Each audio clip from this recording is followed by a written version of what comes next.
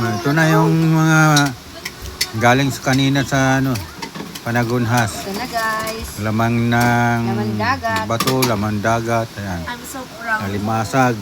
Kinagat kami nito kanina guys. Ha? Tapos, Suka. Lato. Suka. Ha? Akin na lang. puro alimasag yan. Oh. Tapos ito yung pansit-pansitan. Ito yung tunay na pansit dagat. Pansit dagat yan. Timplado na lahat yan. May, ikaw nga Wala magbukas naman. ng Layo sugat ko. ako. Oh. Gaganunin mo lang oh. Patuloy natin. Kasi kanina medyo nag-halo-halo mga istasyon. Yan ito yung lato. Hindi mabibili sa Manila pag wala kang pera. Dito hinihingi lang. Yan.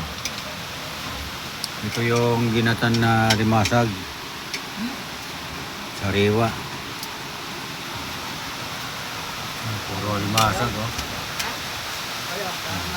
Nandito kami sa Cobo, sa tabi ng Dalampasigan mismo. Ang gaya niya, naubos niya kagad. Tulingan. Malawad ka mo mauray?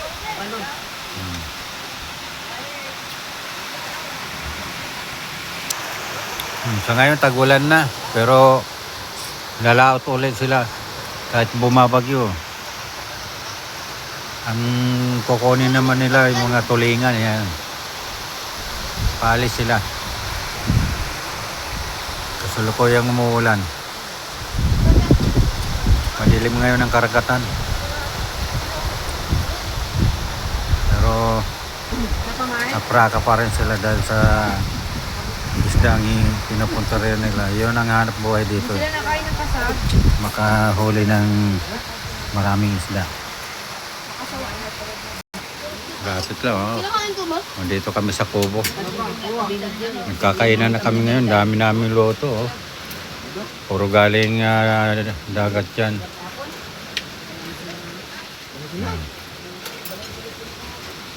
Pansit-pansitan, alimasag, saka ginatan na alimasag pa rin, mga shell, tapos lato.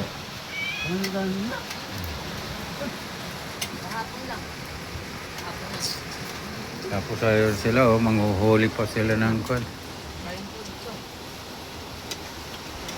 Manghuli sila ng isda na masalawat. Dami niya nakuha ang balap eh. Okay guys, kain muna tayo. Ayun bata oh. Paspas yan ng kain oh. Wala kasi sa Manila yan.